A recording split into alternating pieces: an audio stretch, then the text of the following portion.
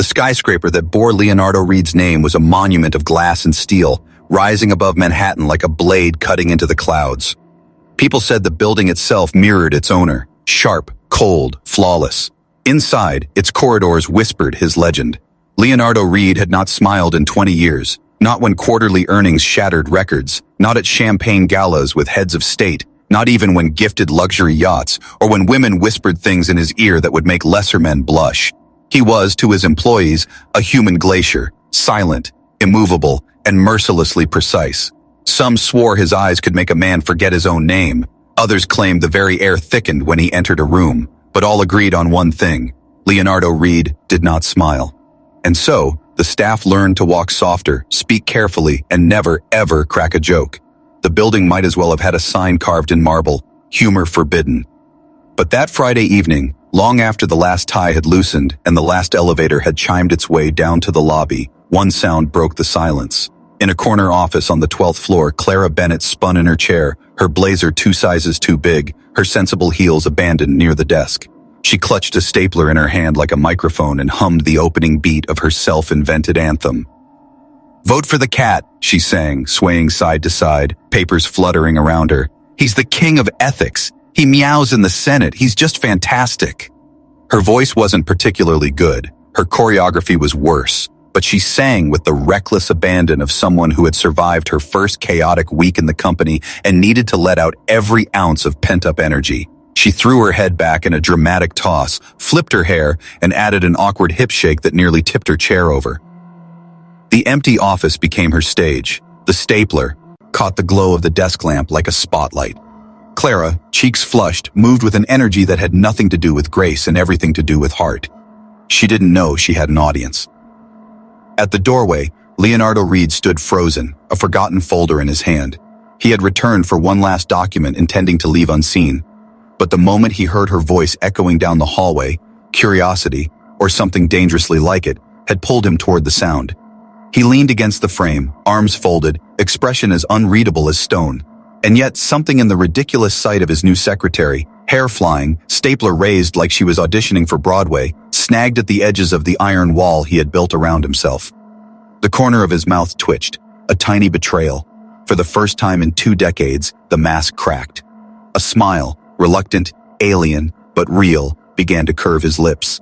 Clara spun dramatically, belting the line about the Senate cat, and froze. Her eyes widened. The stapler clattered to the floor. Papers cascaded like white rain. "Ah!" she screamed, stumbling back into her swivel chair, which rolled away from her like a traitor. She tripped, smacked her knee against the desk, and fell to her knees, scrambling to grab her purse. Lipsticks, coins, a half-eaten granola bar, and a tiny rubber duck spilled across the carpet. Leonardo didn't move. The glacier had melted just enough to leave his face transformed by the faintest smile. It was there, clear as a comet streaking across a midnight sky, rare, fragile, and undeniable. Clara blinked at him, stunned into silence. You just... Oh my God, did you just smile?" Leonardo's eyes darkened instantly, the crack in his facade sealing as fast as it had appeared. He cleared his throat, straightened his tie, and said flatly, "I came back for a document." But his voice was unsteady.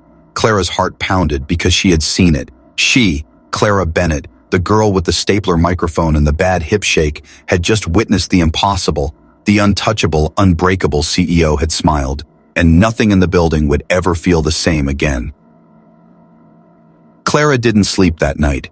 She lay in her tiny apartment staring at the ceiling, replaying the scene in her mind over and over again, like a movie stuck on repeat. The stapler microphone, the ridiculous song, the rubber duck rolling across the floor, and above all, the impossible sight of Leonardo Reed's mouth curving into something the world said could not exist. A smile, a real one. It wasn't a hallucination. She'd seen it, raw and unguarded, before he'd snapped back into his marble mask. By Monday morning, she had a plan scribbled across a small notepad titled in bold, Operation Big Smile. Step 1, confirm it wasn't her imagination. Step 2, repeat the miracle. Step 3, understand why the most feared man in Manhattan had cracked for her. Clara marched into the office armed with nothing but optimism, nervous energy, and a stubborn streak a mile wide. The problem? Leonardo Reed had returned to his natural habitat, the glacier face. He stalked through the building like a storm cloud in a suit, his polished shoes clicking a rhythm of intimidation across the marble floor. Staff lowered their heads as he passed. Phones were snatched up. Keyboards clattered louder. He was the kind of man who made you want to look busy even if you had nothing to do. But Clara wasn't like the others. She wasn't afraid. Not anymore. She had leverage. It began in the elevator, packed shoulder to shoulder with a Hans. Full of employees, Clara casually leaned against the wall, eyes glinting with mischief. She whispered under her breath, just loud enough for the man beside her to hear, "Vote for the cat. He's the king of ethics." A couple of coworkers glanced at her like she'd lost her mind. Clara grinned. The elevator stopped at the 10th floor. The doors opened, and in stepped Leonardo Reed. The air tightened. Everyone straightened. Leonardo nodded briefly and faced forward. Clara swallowed hard, her heart pounding in her ears. This was it, the first test. She tilted her head, pretending to fix a strand of hair, and sang softly, "If the cat wants to vote, meow, meow." For a split second, the corner of his right eyebrow twitched. Just a flicker, but Clara saw it. Her pulse spiked. He'd heard her. He'd fought the reaction, and he hadn't won completely. The elevator reached the 20th floor, the doors slid open, and Leonardo walked out without a glance back. But Clara caught it, the faintest shake of his head, as if brushing off a thought he didn't want. Later that day, she staged her second experiment at the printer. She stood feeding documents through, humming softly, almost absent-mindedly. The hallway echoed with the playful tune. Her back was turned when footsteps approached, measured, confident, the kind that made the hairs on her neck rise. Leonardo. Clara didn't stop humming. Instead, she leaned into the absurdity, tapping the printer lid like it was a drum. "If the mouse is going to win, squeak, squeak." His stride slowed, just for a fraction of a second, then continued. But she'd felt it, that ripple in the atmosphere. He was listening, he was resisting, and he was losing. The third test was an accident. Clara had been singing in the ladies' room, the door left slightly ajar. Her voice echoed down the hallway. "Vote for the cat, he's the king of ethics." And Leonardo Reed, on his way to a meeting, froze outside. His reflection in the polished glass betrayed him. His lips curved again, small but undeniable. For the first time in 20 years, the man had smiled twice in the same week. But Clara didn't know he'd been there. Not yet. Not until later, when the entire building erupted into chaos. Margaret, the CEO's assistant, stormed through the office shouting, "Emergency! The Japanese investor is here today! Our interpreter's sick!" Panic spread like wildfire.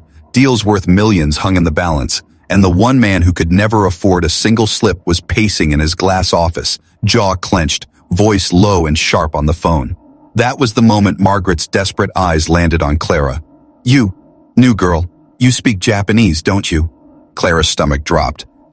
I know how to say arigato and sayonara. Does that count?" Margaret grabbed her arm like she was the last life raft on the Titanic. "Good enough. Come with me." Within minutes, Clara was shoved into Leonardo's office. He looked up from his papers and froze, staring at her like a misplaced chess piece. "Clara," he said slowly, "what is this?" "Your new interpreter/assistant/human disaster," she offered weakly. For the first time, Leonardo's mask slipped, not into a smile this time, but into disbelief. He pinched the bridge of his nose. "This company's future may hinge on this meeting." "Then lucky for you, I'm unforgettable," Clara said, forcing confidence she didn't feel. And just like that, the stakes had shifted. Operation Big Smile was no longer just a silly game. It had become a battle for survival in a boardroom where one mistake could destroy everything. The conference room felt like the edge of a cliff, the kind of place where one wrong step meant free fall. Leonardo Reed sat at the head of the table, posture perfect, suit flawless, his jaw set as if carved from stone.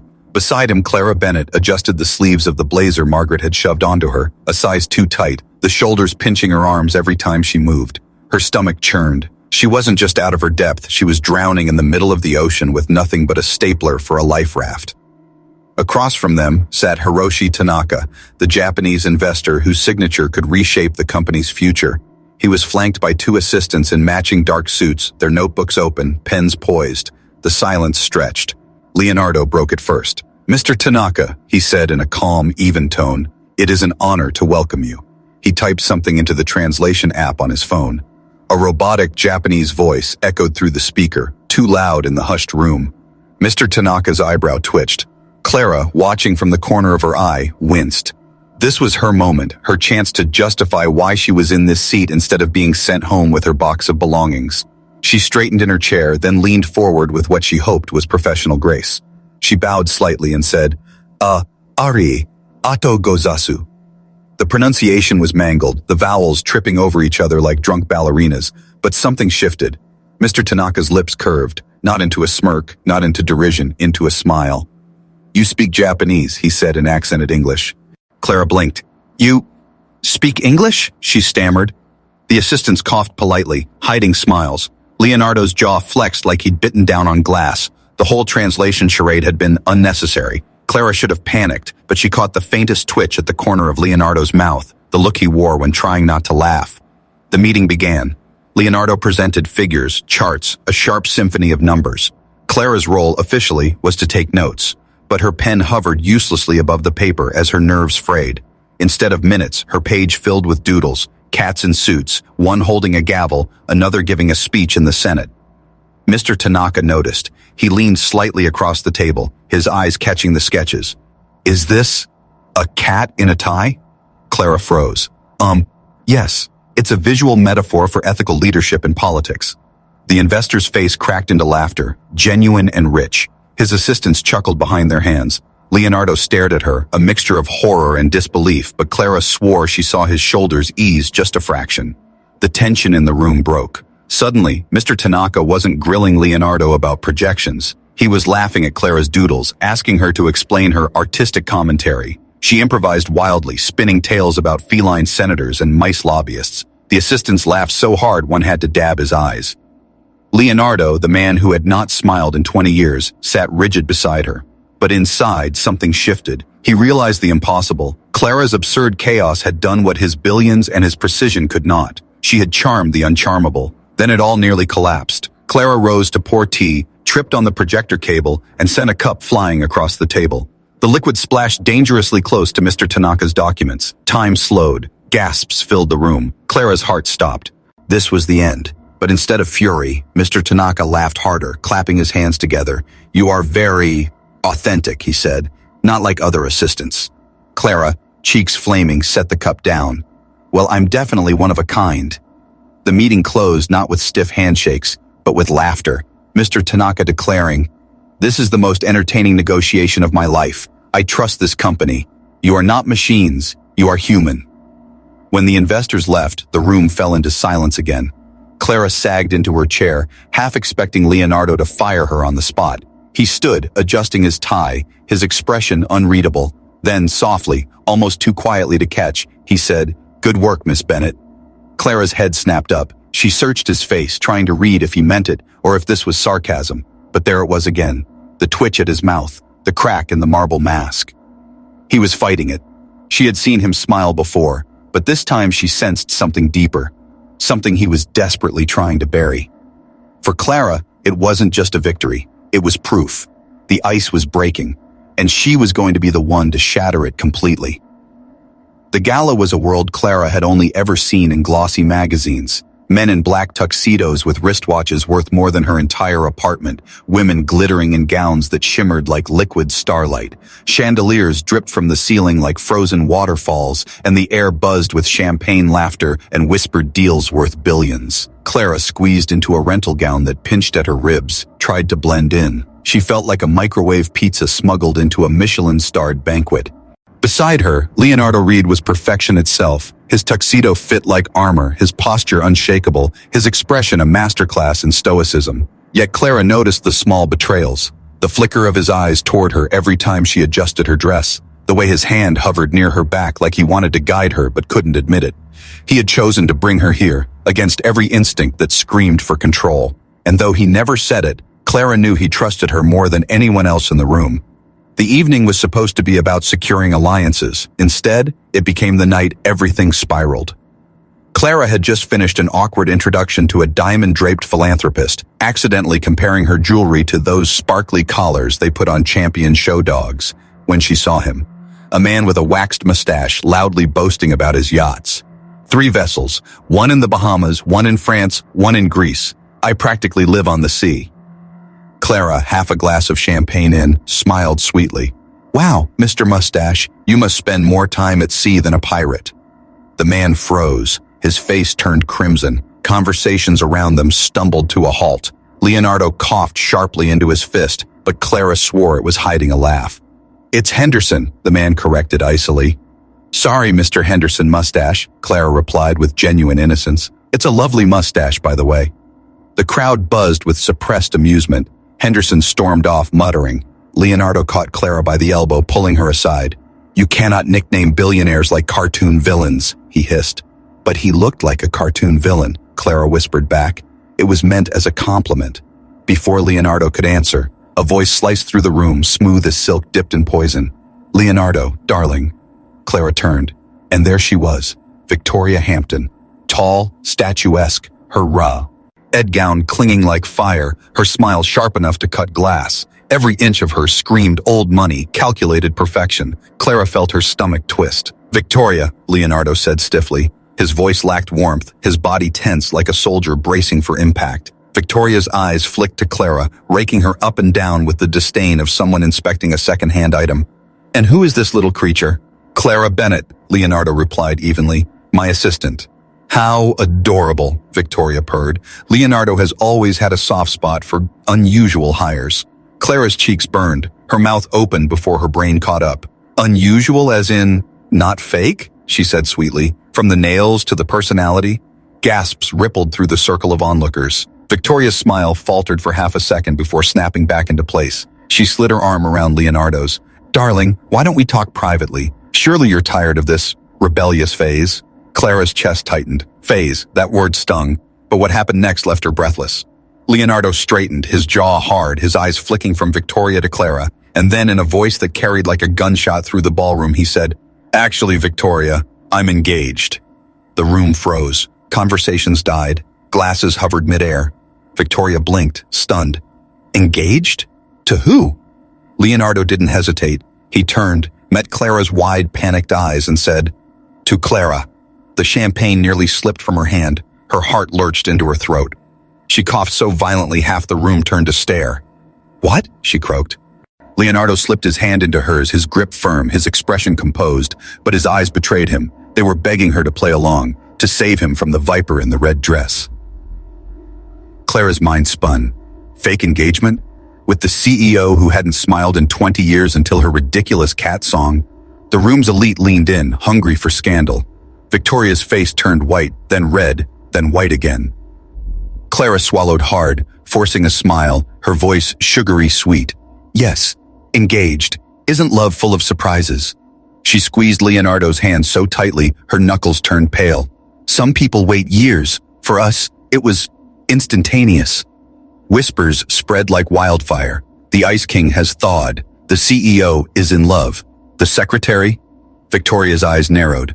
This is absurd. You barely know each other. Clara's smile sharpened. Love doesn't come with a stopwatch. Sometimes it just strikes. Cameras flashed. A journalist rushed forward. Mr. Reed, Miss Bennett, can we get a comment on the engagement? Clara, adrenaline flooding her veins, leaned into Leonardo with the confidence of someone who had nothing left to lose. Of course, we're very happy. He's a wonderful man, even if his playlist is 90% Beethoven. The crowd laughed. Leonardo's jaw twitched, not with anger, with something dangerously close to amusement. And just like that, the lie became truth in the eyes of the world. The ice had cracked wide open. Clara's life would never be the same. The morning after the gala, Manhattan woke up to chaos, and Clara Bennett was at the center of it. Her phone wouldn't stop buzzing. Notifications exploded across the screen, each headline more outrageous than the last. Corporate Cinderella, CEO's surprise engagement to secretary. The Ice King melts at last. Millionaire's mystery fiancé. Who is she really? There were photos too. Leonardo in his tuxedo, stone-faced but holding her hand. Clara in her too-tight rental gown, caught mid-cough and wide-eyed like she'd swallowed a balloon. One particularly cruel tabloid captioned the photo, "Doesn't look like a fairy tale." At the office, the atmosphere was electric. Employees whispered in clusters, phones hidden poorly behind folders. Margaret, Leonardo's long-suffering assistant, had already fielded 20 calls from journalists before noon. By the time Clara arrived, cameras swarmed the sidewalk outside the building, paparazzi flashing bulbs like lightning. She fought her way inside, heart pounding. clutching her bag like a shield. Jessica from accounting spotted her immediately, eyes as wide as saucers. "Clara, sweetie, what did you do?" "Apparently I got engaged to my boss," Clara muttered, forcing a shaky smile. In his office, Leonardo stood with his back to the window, staring down at the chaos on the street. When Clara entered, he turned slowly. His expression was unreadable, but the tightness in his shoulders betrayed him. He held up one of the magazines. On the cover, their clasped hands gleamed under the headline, "Love in the Boardroom." 17 paparazzi, he said flatly. I counted. They're camped outside like wolves. Clara peeked over his shoulder and waved cheerfully at the cameras below. The flashbulbs erupted immediately. Leonardo yanked her back from the glass. "Don't encourage them." "Relax," she teased, though her stomach was doing flips. "They seem nice." One of them even waved back. He exhaled, pinching the bridge of his nose. "This situation is out of control." "Maybe," Clara said carefully, "but it's not entirely bad, is it?" Leonardo's gaze sharpened. "Explain." She gestured to the cover. "Look at the narrative. The untouchable CEO, the woman who made him human. It's good press. People are eating it up." He hesitated. She could see the war behind his eyes. Finally, he said, "The board is thrilled. Our public image hasn't been this strong in years. Morrison and Associates, traditional, family-oriented. They've been cautious about partnering with me. A bachelor CEO raises questions about stability. But now," Clara leaned back in the chair across from him, folding her arms. "Let me guess. You want me to keep pretending, be your fiancé, at least until the deal closes." Leonardo didn't answer, which was answer enough. "And what do I get out of this?" she asked sweetly. His brows furrowed. "What do you mean?" Clara smiled. "Leonardo, darling, pretending to be madly in love with a man whose emotional range rivals a filing cabinet is hard work. I deserve compensation." For a moment, he just stared. Then, with the faintest hint of dry humor, "Name your price." She tapped her chin. "First, a raise, 20%. 10, he countered instantly. 15. He inclined his head. "Done." "Second, every Friday afternoon off." "Impossible." "Fine, every Monday morning." He sighed. "Agreed." "Third, a car service to all public events. My feet still haven't forgiven me for those heels." "Accepted." "And fourth," she paused dramatically, "chocolate, the good kind, not vending machine junk, Swiss or Belgian, dealer's choice." Leonardo blinked. "Chocolate?" "Because fake romance makes me hungry," Clara explained. "And a hungry me is a cranky me. Trust me, you don't want cranky me at a board meeting." Silence stretched. Then to her surprise, his lips twitched, the ghost of a smile. "Fine, chocolate." Clara grinned. "Then it's settled. I'll be your fake fiancé." They shook hands, sealing the most absurd contract of their lives. But if Clara thought that was the climax, she was wrong. 2 days later, they were summoned to a photo shoot for Manhattan Elite magazine. The editor insisted on capturing the raw chemistry of a whirlwind romance. Clara arrived in a soft blue gown the stylists had picked, her hair transformed into waves of silk. She hardly recognized herself in the mirror. Leonardo walked in minutes later, immaculate in a tailored suit, his expression strained. "This is unnecessary," he muttered. "Oh, relax," Clara whispered, adjusting his tie. "Pretend I'm a bar of Swiss chocolate." His jaw tightened, but his eyes flickered with something dangerously close to amusement. The photographer, a flamboyant man named Alejandro, clapped his hands. "Magnificent! Lovebirds! Let's make history!" They posed, hands entwined, gazes locked. Clara whispered jokes between shots, and to her astonishment, Leonardo actually laughed, quietly, but real. The camera caught it, freezing the rare sight forever. Then Alejandro raised the stakes. "Closer, more passion, more intensity. Yes, yes, a kiss." Clara's heart nearly stopped. She glanced at Leonardo. His face had gone pale, as if Alejandro had suggested they juggle chainsaws. "It doesn't have to be real," Clara whispered quickly.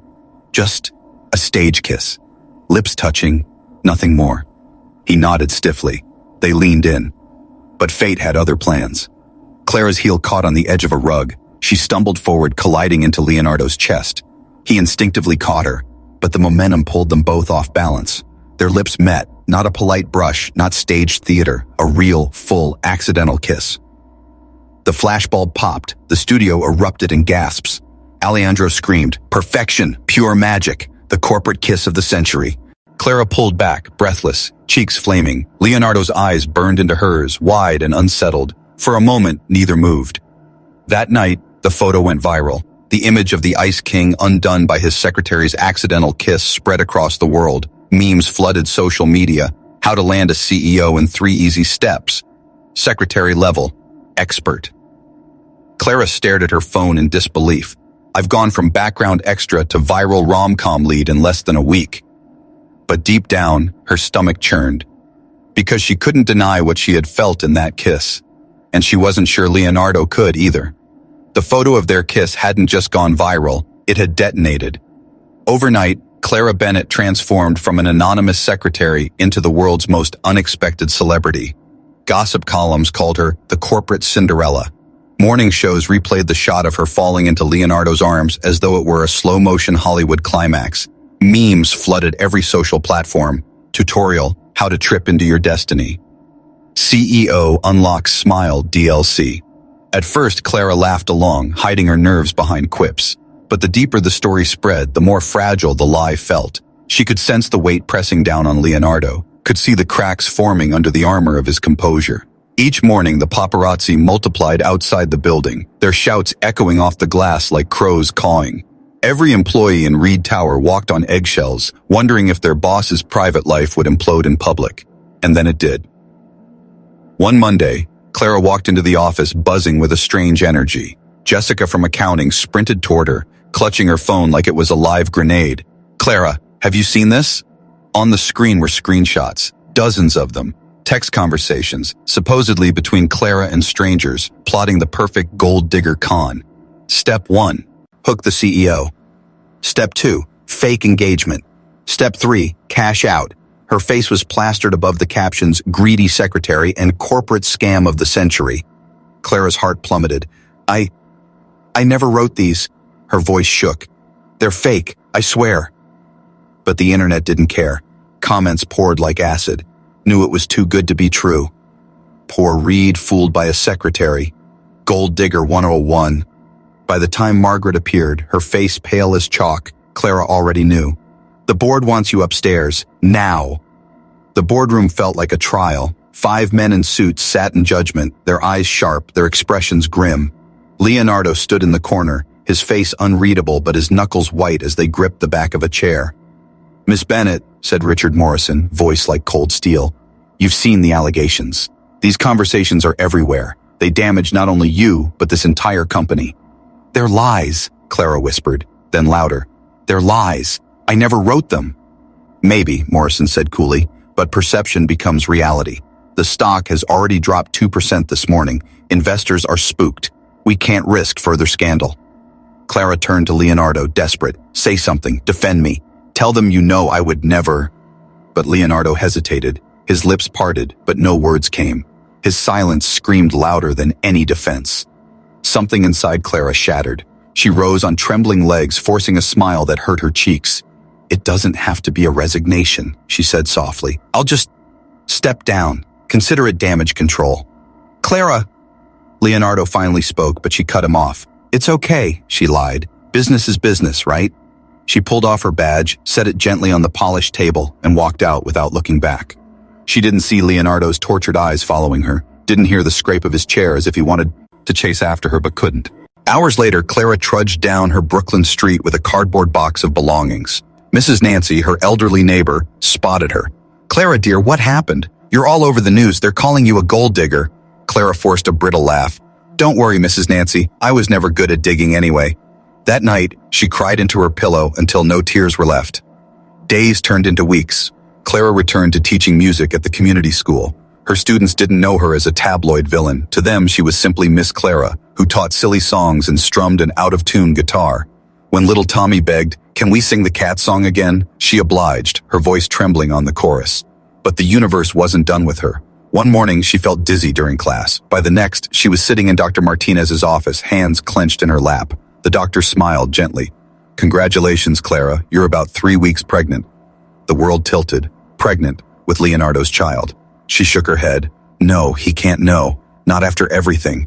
Not when the world already thinks I trapped him. Meanwhile, across the city, Leonardo was unraveling.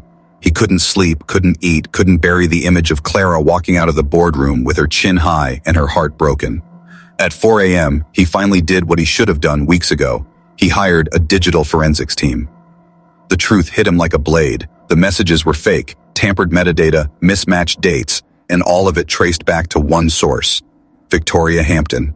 Rage like he hadn't felt in decades flooded him. Rage at Victoria, at the board, but mostly at himself, for doubting the only woman who had ever made him smile.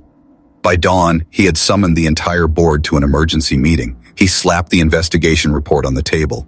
"You forced the resignation of an innocent woman, Clara. Bennett is no gold digger. She was framed, and I—" His voice faltered, then steadied. "I love her. You made me doubt her, but I won't make that mistake again." Hours later, Leonardo stood at a podium in front of a forest of microphones. Cameras flashed like lightning. Reporters buzzed. He straightened his tie, took a breath, and spoke. "Clara Bennett is innocent," he declared, his voice carrying across the room.